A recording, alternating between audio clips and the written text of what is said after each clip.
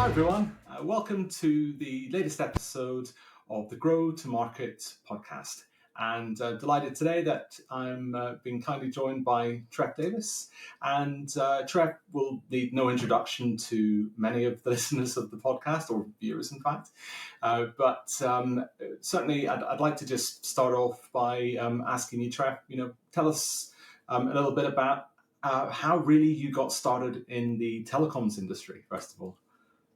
Yeah, actually, I ended up in it. I guess, like lots of people, ended up in the telecoms or in the whatever industry by accident, really. Because when I was a lad and I graduated in electronic engineering, I got a job working for a semiconductor manufacturer in the UK, Marconi Electronic Devices.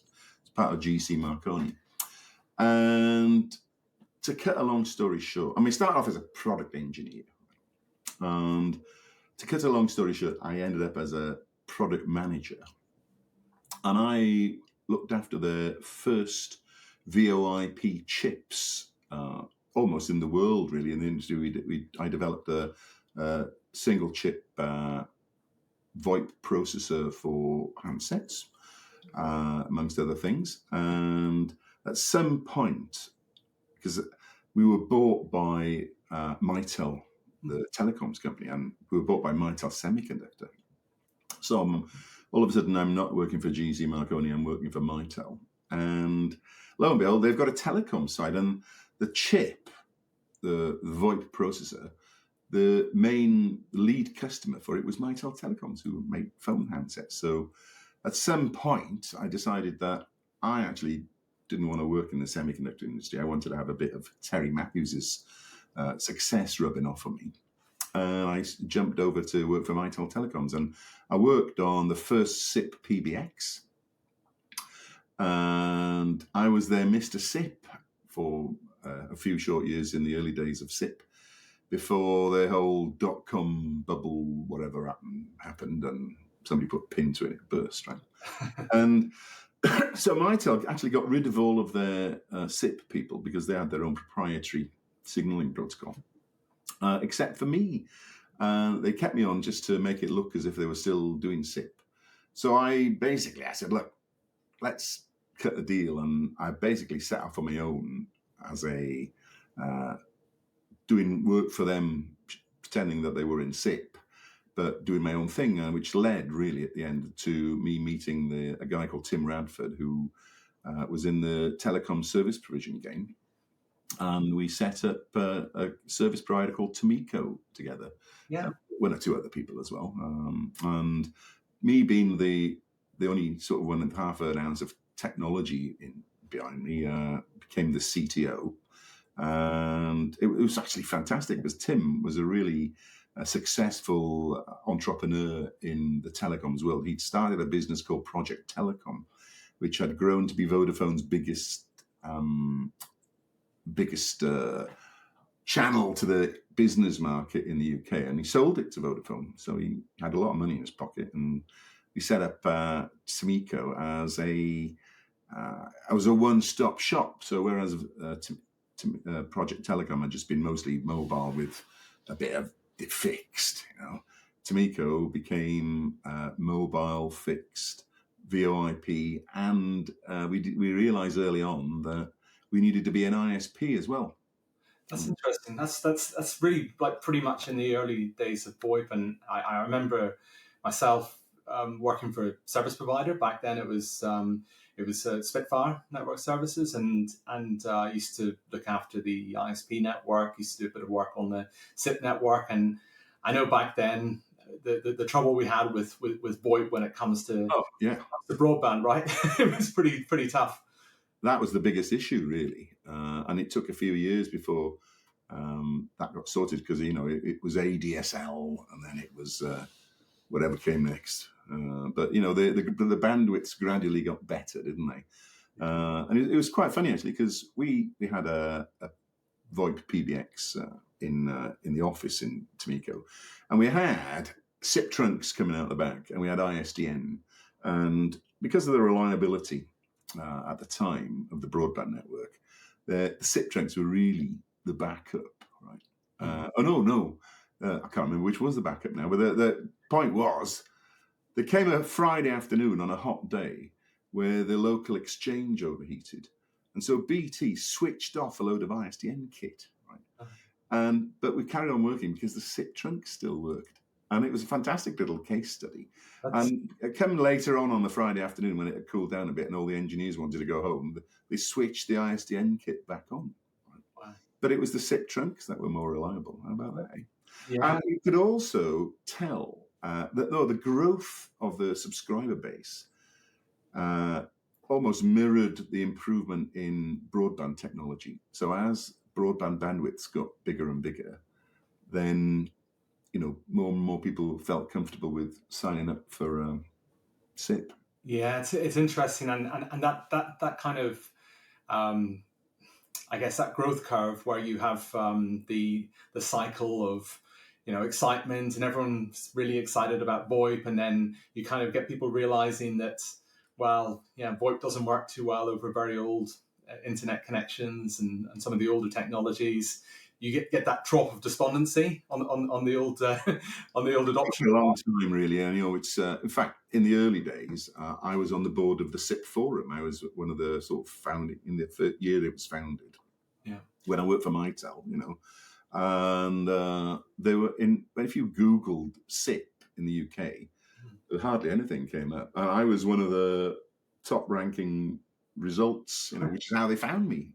Yeah. And it took quite a long time, really, for the whole world to catch up with what SIP was all about. It was for a long time. The whole industry used to get together at the VON conferences with Jeff Pulver.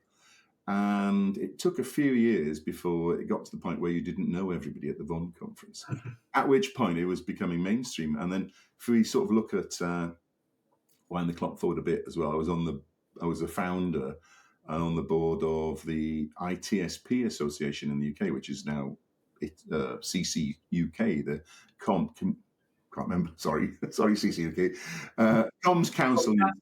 Yeah. But at the time there were only 10 or 12, or actually with 14 service providers in the UK, and now there's hundreds, right? Yeah. And at the time, the CCUK, or ITSPA as was, struggled with finding stuff to do that was VoIP specific, and we came up with code of practice and stuff like that. But now the whole world is VoIP and SIP and what have you, and everything that the CCUK gets involved with is all regulatory, and because the whole world realizes that that's what they've got to regulate. And in the early days, it was all about how to stop people from regulating, because the attempts on regulation, or the urge to regulate, was how do we make money? How can we tax these people? Yeah. Whereas a SIP or VoIP was not a traditional kind of telecom service. That's it. But now it's the mainstream, and I guess we're getting rid of the old networks now with the PSTN switch off. Well, it's been coming for a while, hasn't it? And they have actually delayed it a bit. Continuously put off, I guess is the way I'd probably describe it. Maybe 10 years ago or more, Openreach had it all planned, or had, at least they were monitoring exchange reliability. And when the failure rate got to a certain point, that's when they decided they would shut a specific exchange down and convert it, because a lot of the equipment that they were using or are using is no longer available. Right? So the idea was we would upgrade an exchange and use the kit that was left to replace other bits of kit in other exchanges. I've not kept up with where they're at now. They've obviously moved on a lot, but it's an interesting, it's an interesting role, and I guess, going back to those earlier days in VoIP, you were the CTO at Timico, and I was kind of interested to know, because I've seen talked to lots of different CTOs in the industry, and you get CTOs who are very technical, super technical, and then you get the ones who are they're kind of more about PR and marketing and things like that. And I've heard so many different definitions of the role. for you, what do you think a CTO should be? I'll tell you what I started off doing, right? And when we decided we've got to get our own platform for VoIP, and we bought a Nortel SIP platform. It was only a small one. It was the MCS 5200 or whatever. And so the sales force were really excited about this because they all thought it was a real differentiator that they could use because selling mainstream telecoms is really competitive and difficult to differentiate yourself. So anyway, we sold a few phones, a few lines to some tool hire company in Warrington, and I was told that I was going to install the phones really and set them up so that they hooked up with the servers and provided a phone service. And in the morning, I'd been to visit Siemens somewhere further south, and the guy at Siemens was looking at implementing a 60 or 70,000 subscriber internal system, which would have been great. Right? But so anyway, I set off after lunch. I set off up the road to Warrington on the M6, hitting the traffic on a Friday afternoon, and I got there really late. So anyway, here's me, the CTO. I get to the customers, and I said, "Hey, I'm Tref from Timico. Where do you want the phones?" Right? And the guy said, "Oh, we'll have one over there." And he pointed at an RJ11 socket in his conference room. And I said, okay, that is not the sort of socket we're after, right? We needed an RJ45. And he had one spare RJ45 socket next to his router.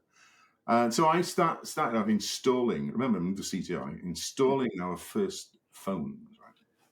And there's something else. I said, by the way, I said to the sales guy, these people do know it's a trial, don't they? He says, no, I didn't tell them that. Said, all right. Oh. So I've installed one phone, and then it turns out that the server that they're using, the firewall they're using, had a proxy, and I couldn't get the SIP bits to work. So I got the phones to work because it wasn't using SIP; it was using some company's proprietary protocol. Anyway, so to cut a long story short, we abandoned the install about 6 o'clock on a Friday afternoon because the guy wanted to go to the pub or somewhere, and I had about a 3-hour drive home. So I drove home, and then the next Monday, I spent about 8 hours trying to debug the system, trying to get the firewall sorted out, and the proxy. And of course, in the early days, they didn't have the tech to easily bypass or to get around problems like that they have these days. And so from a point of view of CTO, what does a CTO do? I mean, I identified the source of the SIP platform that we wanted to buy, and I was doing the installations, I was doing the debugging, I was doing the customer support. Pretty much everything. Really. And until we hired our first frontline, first and second line support team. Yeah. And then eventually had third line. And I'll give you a funny little anecdote because our sales director, she was from the mobile phone background. And she rang me up on my mobile one morning and she said, Trev, she says, I'm really embarrassed, but I've been trying to get my VoIP phone to work all morning. I just don't know where I'm going wrong. Can you come and help me? Oh, all right. Then I said, so I go around to her office. There's her phone on the desk, right? There's the cable that she hadn't plugged into the phone. I plugged the cable in and it worked, So in the early days, there was a lot of education that you had to accommodate. So the CTO, I mean, I wasn't really a deep tech CTO. I wasn't someone who would do all the sysadmin and programming and Linux, and the LAMP and all that. So we had, as an ISP, I had to learn how to be an ISP from scratch. It's quite an interesting learning curve, and it, including like how you the anatomy of what an ISP looks like and the business model. Where are all the costs? But so a classic ISP would really know all the nuts and bolts and be able to do all the programming and stuff. And I came from a product management background, really. But part of the pitch from a technology related company is your CTO, right? we've got a really fantastic CTO. And to be fair to me, I was quite an early adopter in the whole VoIP space and a kind of a name in the VoIP space from quite an early on. Right? And the sales force would wheel me in front of customers, IT directors, and what have you. And I would take them out to lunch, and the salesperson would just sit there all for 2 hours because they didn't have any conversation that could, some of these are real geeks, and I was struggling, so there would be a bit of that, and then there would be, we would have what we called the CTO third Thursday lunch. Yeah. Where as we got a bit, when I left Timico after about 10 years, and towards the end, we were turning over somewhere between 40 and 50 million quid, right? And we had a lot of enterprise customers, and we'd invite some of them to lunch with me somewhere in a nice private dining room in London. And we'd have that, that would be the part of the pitch, really, the sales, the service. And the funny thing is, talking to the IT directors that would come to lunch, every one of them was a bit like the CTO in that you had to know so much, you had to know quite a lot about lots of subjects. Yeah. Because you'd have to be able to engage in a conversation with your IT director about lots of things that affect, especially because we were a full service, we're an ISP, like I said, we did VPNs and MPLS network services, and ultimately we started providing Microsoft, and application services like that. So you'd have to be able to talk about it all. But one of the things that I started doing probably about halfway through, or a bit earlier than that, in my time at Timico, was I started writing a blog called Trevor.net. And I started doing it because I enjoyed writing. I've always written stuff. And I thought, well, I'll keep quiet about this because I'm not sure what people are going to think, So I wrote a few articles, what is broadband all about and all this kind of stuff, stuff that I perhaps wouldn't be interested in anymore. But and then one day the CEO, Tim, he read it. He found out about it. I don't know how he found out. Tref, he says, this is great. He says, can you do more? So I started doing more, and it got to the point where probably about a third of my time, or half my time even, was spent writing Trevor.net, And sometimes I would write 5 or 6 pieces a day because I could just rattle them off. So your CTO role really was the technical, the commercial, the sort of IT, the RE almost, but also the marketer and the copywriter, I guess, as well. And at the peak of Trevor.net, because I stopped as soon as when I kind of sort of packed it all in, I sort of retired, to be honest. And then I unretired a bit later on because I got a bit bored. But because I was only 52, right? But when I left, I stopped writing for Trevor.net, and which is, in a sense, a bit of a shame because it was getting 27,000 unique visitors a month, right? Yeah, which is not bad, right? Yeah, I mean, it's from a search perspective, it was popping up quite a lot in terms of. I would get companies approach me saying, "Can we do a paid for link or something like that?" And I wouldn't say. I'd say no, right? And partly because I said, "Well, okay, you can have one for 1,000 quid." Yeah, 1,000 quid. But by the metrics that we use, it's worth 20, right? Mm. Well, you see, you don't understand, right? Yeah, that might be what you'd normally expect to pay because of the flow through of, traffic, but that's not what I'm all about, right? Yeah, but that's an interesting. 80,000 quid for it, actually, funny enough.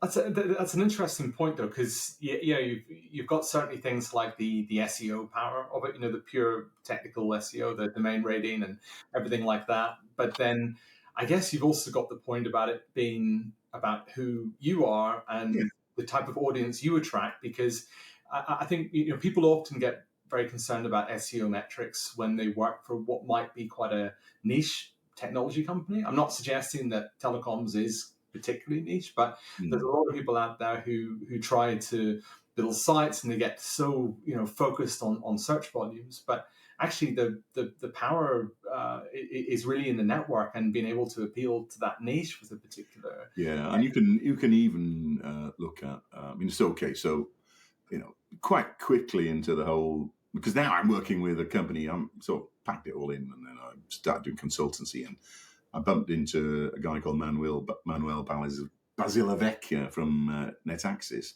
who's a lovely guy and really knowledgeable and stuff. And he persuaded me to come and do a bit of work with them, and I did, because NetAccess are they're a great company with a lot of prospects, and so it's enjoyable. I don't work full time for them, but it's everything they do is great. Right? Anyway, so I realised they were only a small company, and as a small company, you haven't got a massive marketing budget, so everything's got to be done online. That's the only way you can cheaply reach people. Right? And the other side of it is that you still have to have touch points with people. Yeah. So that nowadays, the perfect mix really is a combination of online and actual physical events, right? Let's actually have an event which they do, which I organise every year in Antwerp. And it's in Antwerp because I like going to Antwerp, right? But it's also nicely in the middle of the sweet spot for NetAccess's original customer base. They were originally Benelux, but now worldwide, really. I was going to ask you about that actually, because I guess the point about networking and events and things like that, for a lot of tech businesses today, they think online only is enough. I mean, half of these people don't even have like a support phone number or a sales number. They do everything by email and DM and they try to run webinars, but you have to have the face-to-face. Yeah. And the problem is they're all over the place. So the only sensible way you can do it is by meeting up in a central location, which in our case is Inspiration Day, right? Yeah. But there are a few, there's the Cavell events, and then there's one or two in the States. The problem is with some of the US ones is they're so big that it's very difficult to, things like Mobile World Congress as well. People rave about it, but I can't stand it because you spend half your time walking from one meeting to another. And actually, the real value is in the evenings where you get people around a dinner table and develop a relationship with them. Yeah. And in fact, I'm almost of the view that you can dump the actual event bit and just have the networking bit in the evenings. And you've been to one or two of my dinners, Tim, where we have really highly successful C-level dinners where actually I just invite a load of mates, to be honest, who are either own their own companies or C-level or equivalent in telecoms companies. There are also ISPs as well. Yeah. And we get a guest speaker who's relevant. And we have the guest speaker isn't there to stand up and do his PowerPoint. He's only there to stimulate conversation. Yeah. And these evenings are fantastic, until they degenerate into the out and out. Well, the after body. But you'll find that the C-level individuals that you engage with, then they let the hair down and they know that they're on a peer-to-peer basis, and they'll tell you, they'll say things in conversation to the rest of the table that they probably wouldn't say. It's the old Chatham House rules, isn't it? It's the So you have to have. I think you have a mix of the written stuff and that kind of event, right? Yeah. I mean, it must be said that there is a trend to try and do everything using AI, right? Mm. But bloody hell, excuse the language, right? I can say a lot worse than that. Yeah. But, it's really, you can really tell when somebody has used AI, compared to compared to a person who knows what they're doing. Yeah. Okay. I mean, I actually do ghost blogs and articles for people, for C-level types, right? Yeah. As a bit of a sideline hobby kind of thing, whatever. But you can really tell the difference, can't you? And I was going to ask for your opinion, because I've tried and take a view myself on the ratio between hype versus reality in terms of AI. Like, and when I say reality, I mean how useful it really is. I mean, if you were to kind of you had the seesaw, and you had hype versus reality and usefulness. Where do you think It is. I AI? mean, I'll tell you. I about 3 years ago, I did a keynote right at at the Inspiration at our Antwerp conference, and I said, we need to have something about AI. Right? So I just got ChatGPT out and said, write a 20-minute talk about the use of AI in telecoms. Rubbish. So absolute rubbish. I have to scrap it, and I just did it all myself, right?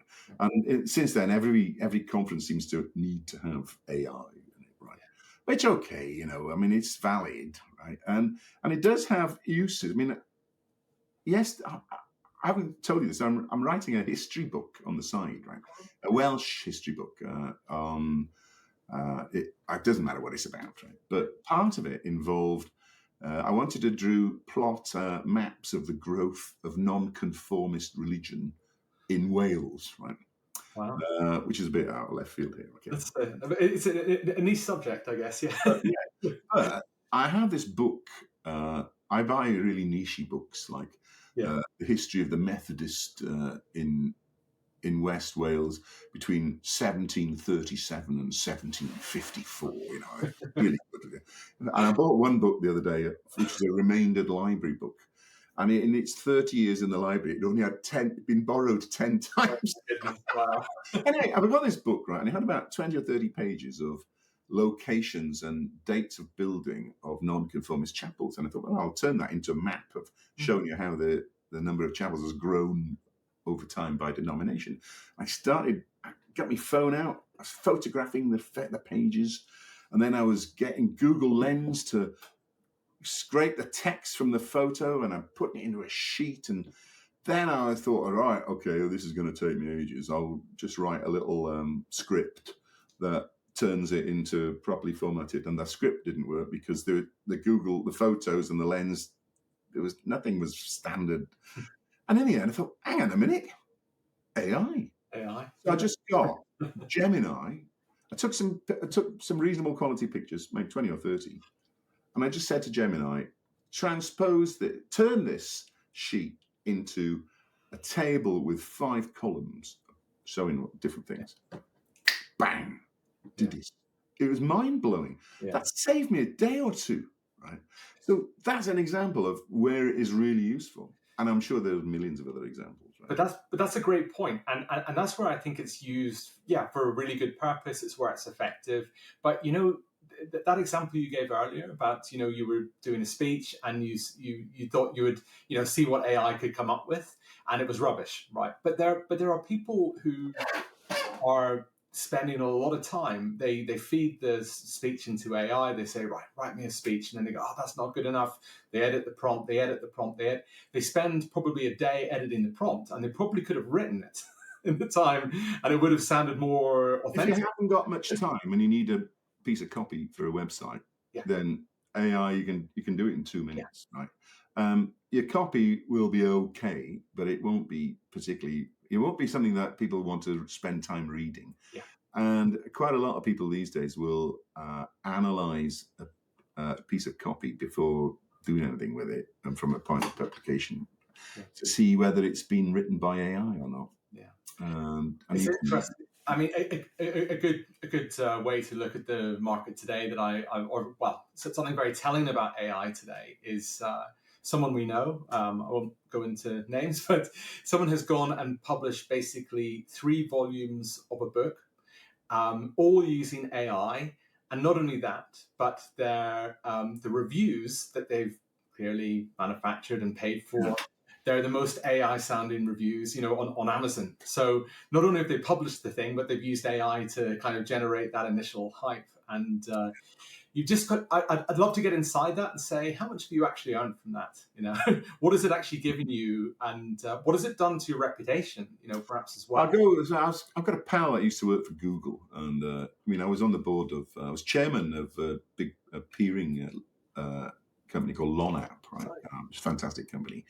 And this guy, I was having a meeting with him or something, and I told him that I did not use keywords for my blog posts.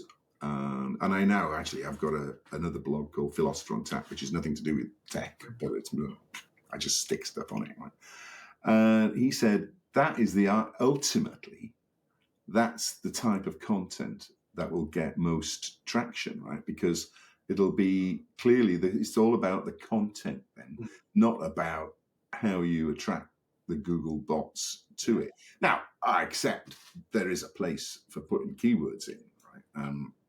And a load of there's a whole special. I mean, you guys really know your stuff, right? In terms of how you attract people to a website, right?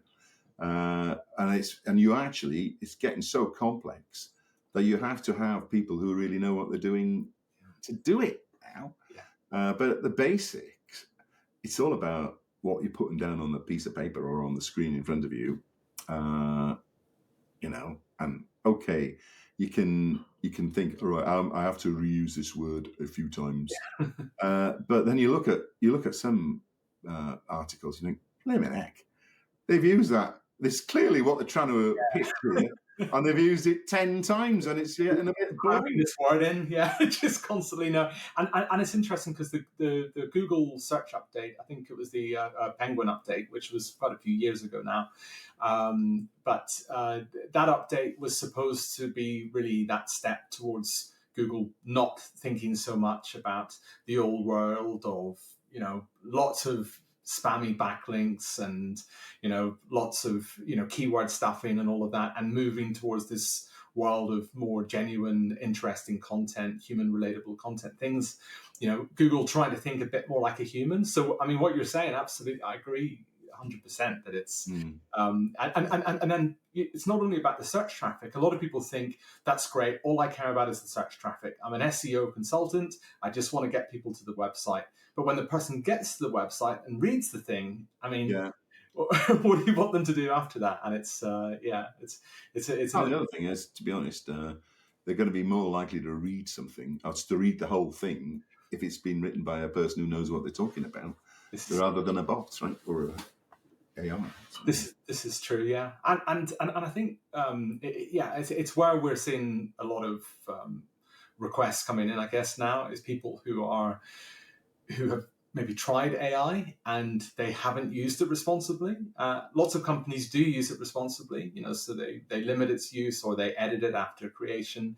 But a lot of people just said, no, we're going to basically take a programmatic SEO approach and pile basically what is effectively like these many, product review sites, travel blog sites, and things that you see out there. The other aspect of these days, the other aspect is the use of social media, right? I mean, I was I suppose I was a bit of a pioneer in the early days of things like Twitter and having my own blog and stuff, to the point where my Twitter handle, X handle, which is Tref, right? 4 letters. How many people have their own name? As their Twitter handle, and actually Tref is short for Trevor, which is a Welsh name. Right? But anyway, that's neither here nor there. But in the early days, in fact, I'll tell you a funny story, right? You might not think it's funny, but in the early days of social media, then there were sufficiently few people doing it that you would occasionally get together to have what they call a tweet up, right? Which was a physical get together of people that you only ever met on Twitter, right? And 15 years ago, I organised a tweet up in a pub in London, and it had a hashtag called TrevBash, right? And so such a great. Did you come to the first one? No, not the first. No, the last few, but so that went so well that the recipe became standard. It grew and it grew, and we had to move. We were in the pub in St Pancras, and this is all the social media stuff, right? And the whole point was the TrevBash was a hashtag, and ultimately it moved to a venue that it became its home, which was a club. And the whole industry would get together at the Tref Bash. And it was just an out-and-out booze-up, okay? But that's just sort of took what we were saying earlier about the physical get-together and that sort of closing the loop on everything, really, in how you mix the whole social media and a physical event and stuff. And by the way, if you haven't been to a Tref, actually too late now. I've decided enough time is time. But the whole the social media. My son, interestingly, I think so anyway, is in social media, right? And he has done work for people like Google and Apple TV and Netflix. So really big name, Microsoft, Candy Crush, right? Social media, Candy Crush, amazing. Doesn't do the work. He just says this is what you're going to do, right? Yeah. And he came to last year's Inspiration Day to do a keynote, right, on social media, because let's check a few non-telecoms type content in. And so I said, well, okay, it might be a bit nepotistic, but I got my son to do it, to talk about, the subject was why your CEO should be on TikTok, right? And you can bet your bottom dollar no CTO in the telecoms industry, who probably still wears a suit most of the time, right? I've been on TikTok, I even know where it is. And then my daughter came and did one on why branding is important. That's another thing from a telecoms perspective, where they're all trying to sell the same services. Yeah. Individual corporate branding becomes really, really important. Yeah. But anyway, so my son Tom, who does all this googly stuff and everything, right? He started off by saying, if you want to have a 30-second advert during the Super Bowl in front of however zillions of people who watch the Super Bowl, right? It's on at the wrong time of day for me. It costs $16 million. And you've got to pay David Beckham to do the advert and whatever, you know. And so the budgets are huge. And he cut to a video of this woman in a swimming pool who splashed her legs together, and this big splash of water came towards the camera. And the next thing you know, it cuts to this bloke in a suit who was a car salesman somewhere in Kentucky or something. And he got soaked, right? And he says, free car washes that everybody buys a Nissan from our dealership, right? And it went viral. It went through millions and millions of viewings, and it cost them nothing to make. So there's, in the world where costs getting important, then people are having to start thinking about the mix of how they get their message across, right? And getting something to go viral, I guess you've got to have the right creative person involved, and you do. A bit of luck as well, maybe a little bit of luck involved, I guess. Maybe, but a lot of it is down to creativity of the individuals, right? I agree. Yeah, no, absolutely.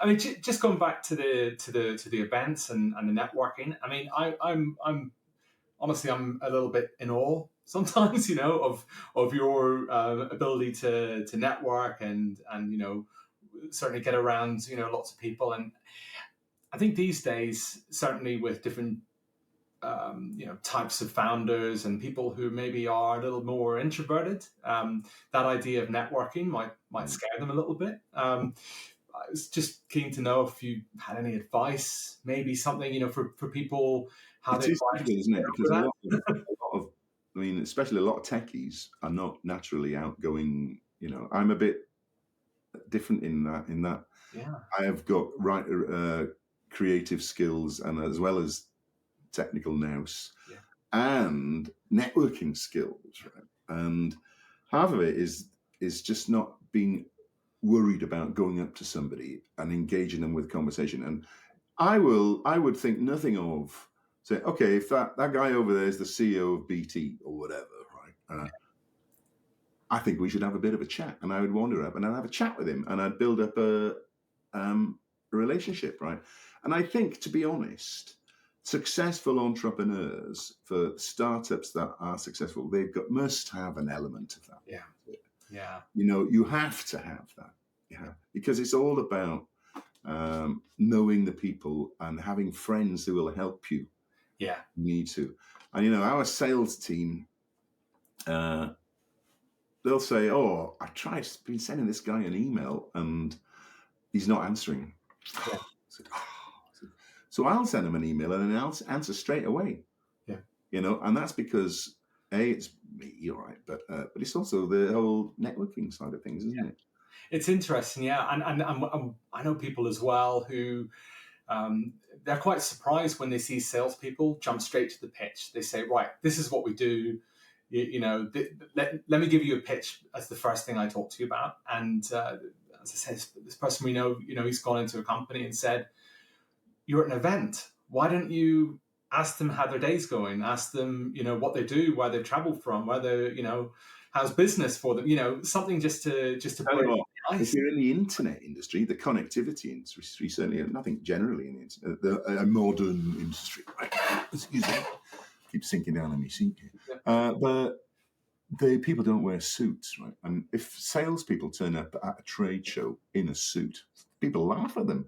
Yeah. And nobody ever does a sales pitch. They're there in case you want to ask them a question. Yeah. And they're there to have a few beers with you at the networking afterwards. The beers with peers and whatever. Right? We call it pints and packets and stuff. Yeah. And that is how the successful ones do. And I know one or two people I know somebody who works for a optical fiber connector company, right? Okay. And none of their salespeople are called salespeople; they're evangelists, and they're community developers. Yes. And they're there to be seen to be part of the community and not be, and be a friend and someone who's there to provide advice and what have you.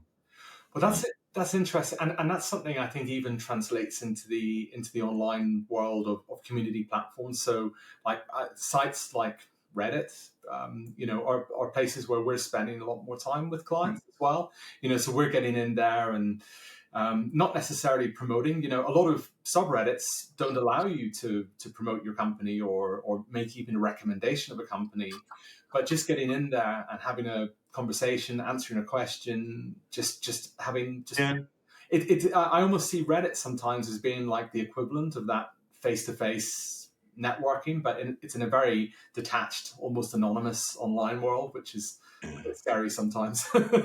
Yeah, I mean, to be honest, I don't look at Reddit, but you're more in tune with the stuff like that. Yeah. I've just noticed, by the way, if people watching this notice my eyes flitting to the side every now and again, because I've got this screen in front of me and Tim's there and I'm here, right? So, you should be stood behind the camera there, Tim. Yes, that's true. Yeah, should be in the same room, I guess. But yeah, anyway, COVID's over. We probably should be in the same room, actually. But yeah, no, I mean it's really interesting, and I guess that advice about just doing it, just going and not being scared.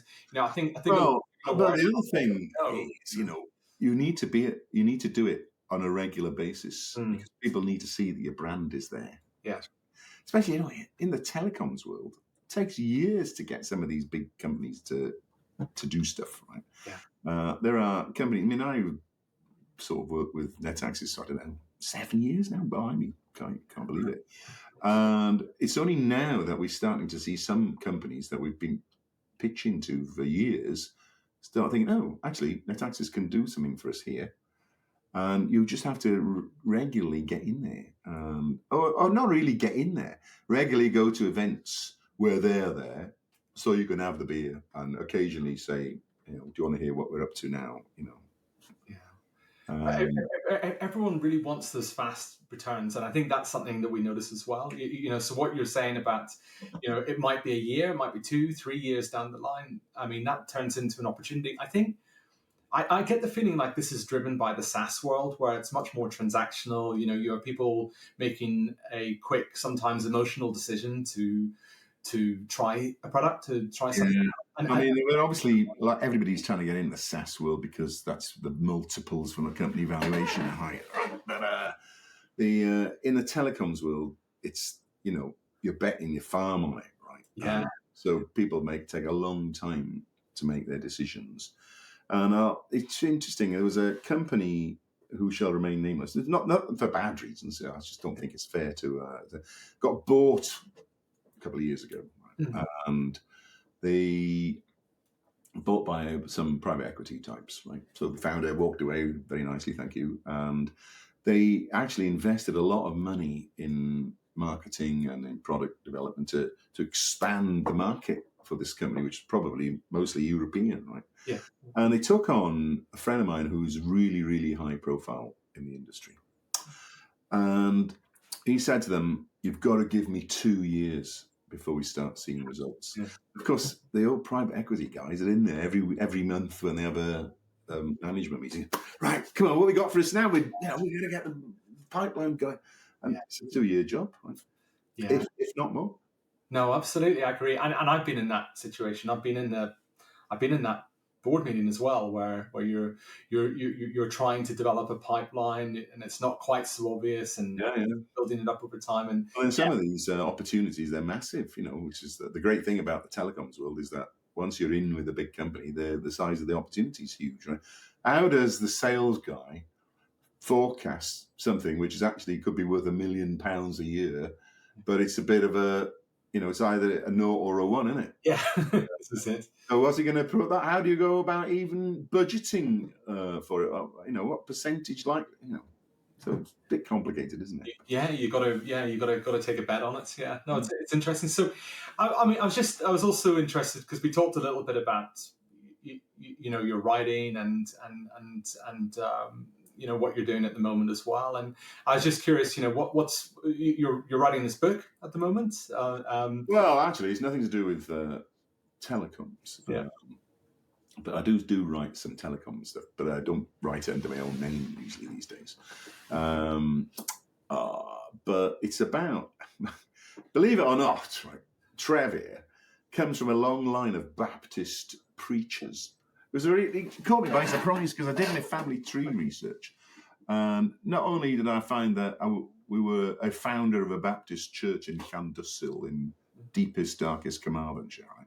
Which this place is classic farming country, right? And but it turns out, okay, so when we started becoming Baptists, it was at the same time where this big movement was happening in Wales and in the country. The whole Protestant dissenting movement, where it started off, during the time of Henry VIII and Queen Elizabeth, where they started softening up a little bit, but then so our family was part of all that.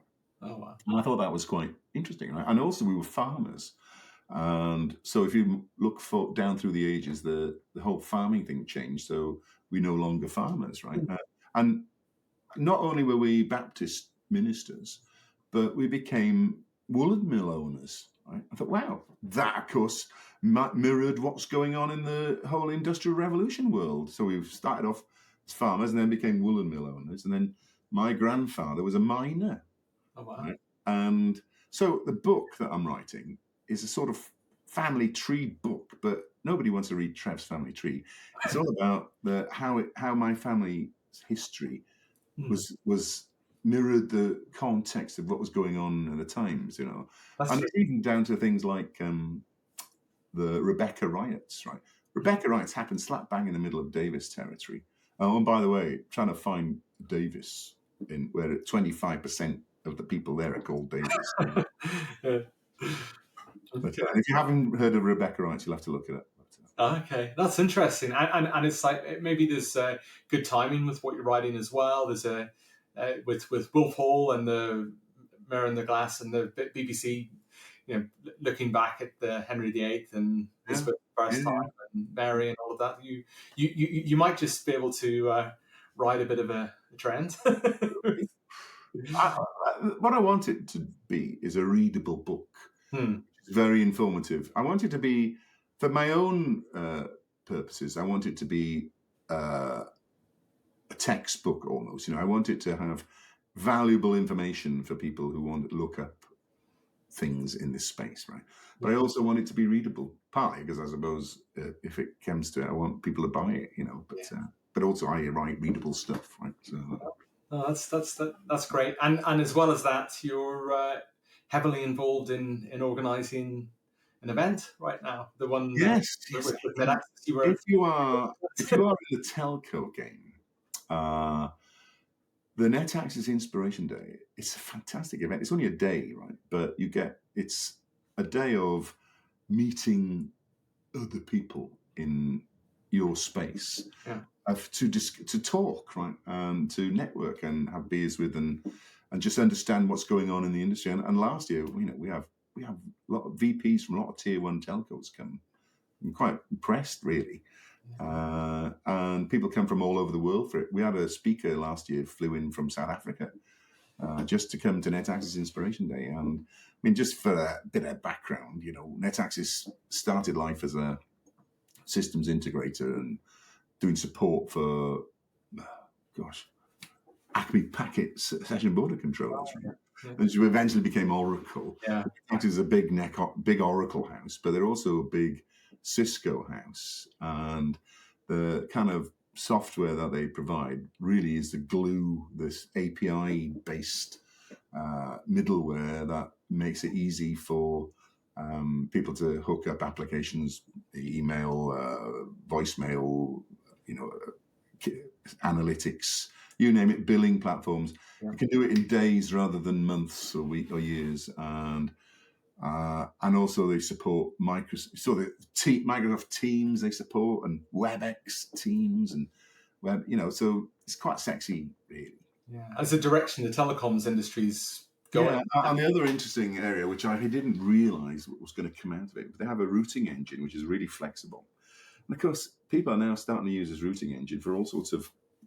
It's not just routing calls; it's managing the know your customer and the validation of the CLIs and stuff, which really now in the UK, right across Europe, is becoming very, very relevant. Right, I've surprised myself because I find regulatory things quite boring, really. But actually, this stuff is wow. It's hot stuff, and it's stuff that drives sales of NetAccess routing engines, right? Yeah, and that you can get it as a service as well. So things like fraud and making sure you're compliant with number of rules and locations and all that kind of stuff. Yeah, and in fact, there's going to be a regulatory sesh in the Inspiration Day, which is all about this. And the theme of it, the sort of flavour, is that we as an industry have got to get our act together before the regulators tell us what to do, because you know damn well that regulators haven't got a clue, really.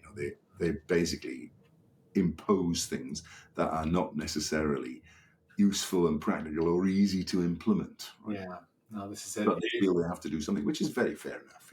Yeah, you've got to get ahead of it, I guess, and resolve any of those little problems. But I think compared to the AI industry, which is going to be causing regulators a few issues, I think, going forward. It's I don't think telecoms is in a bad state these days, really.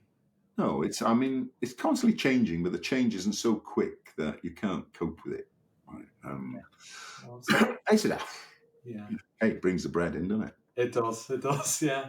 I just wanted to maybe finish off today with just a question and thinking about either telecoms or marketing today, right? So either world, and they're obviously both interlinked. If there was one thing that you could change about either of those two worlds, I know I put you on the spot with that, but is there a particular bugbear? I mean, maybe we covered it a bit earlier with AI, but is there a particular bugbear you've got these days, something you'd like to see change in the marketing industry or the telecoms industry? Gosh, it's very difficult because really, you ask, first of all, if you ask telco what it is that they are doing to try and bring in new things and differentiate themselves so they beat the competition, they don't really know, There's no killer apps. There's no quick, easy answer to this. And it's been like that forever. It's always been the quest for the killer app. And the killer app really has been VoIP, and that took 20 years to really become mainstream and established. But one of the key things that a telco has to be these days is adaptable and quick to respond, so that if something new does come along, they can easily implement it. And so the whole automation piece needs to really be sorted. If you're not automated, you're toast, really, because first of all, the automation piece lowers your costs. Yeah. It makes customers that much happier because things just happen. They don't have to ring someone up, say, "Oh, can you add something such to my line," or whatever, right? If they want to be able to manage it themselves, they want to be able to do it from this, right? Yeah, I think that's a good shout, actually, because I agree. And for a long time, I worked for telco service providers that were building these impenetrable silos of tech where there's no APIs, or if there are, they're really useless. There's no extensibility within the platforms or anything like that. And you end up with these very closed off environments that you're stuck with. They become technical debt and you just can't do anything with going forward. So I'm with you on that, actually. I think that's you get your automation right, and that's 3/4 of the battle. And then the other bit is the branding. Yeah. You can work on that but you have to have the automation done in order to be able to, it's no point having a fantastic brand it's really easy to work with us if it isn't. But then it isn't in the end. And that happens so much, doesn't it? I mean, I won't name the vendors here, but, there's a bunch of vendors out there today who are being, they're preaching as being, oh, we've got this cloud, we've got this, amazing, platform. It's compatible with all of these different systems. When you get down to it, it really isn't. What amazes me is that we still see new service providers getting into the game. And blimey, there's so many people in it now. No, this is true. Hey, they must have something. Yeah, that's true. No, I mean, I guess it's a pretty flooded market, but there's still a market, right? So there's room for people, I guess, to come in now. That's great. Look, thank you so much, Tref. It's been really interesting today. I think we've gone off and talked about lots of different things, and I think everyone will enjoy hearing about where you've been, and certainly some advice for people who are trying to break into like networking and things like that. I think it's it's really insightful, and I'm sure lots of people will be excited to come and meet you in person as well. So hopefully many of our listeners will join you at the next Inspiration Day. I'll leave you with something, right? Yeah, and that is, I once read a blog post notionally written by the CTO of TalkTalk. This blog post had got the capital B for bytes and the little b for bits, as in bits per second, for their broadband speed, the wrong way around. Okay. And it was no way in heck that CTO had written that blog post. It was written by some oik in the PR department. So if you're interested in having ghost-written stuff, right, give me a shout. Nice. That's a good plug at the end. No, that's great, Tref. No, thank you for that. And I think, like I said, you've got the Inspiration Day coming up in April, and I think you've given out a few links to your various different resources. I'll share the links actually in the podcast description as well, so people can come and visit Philosopher on Tap and all those. Come and see me at Inspiration Day. But I think come and see would be the main message. So thanks again, Tref. Been really good talking to you, and have a great year ahead.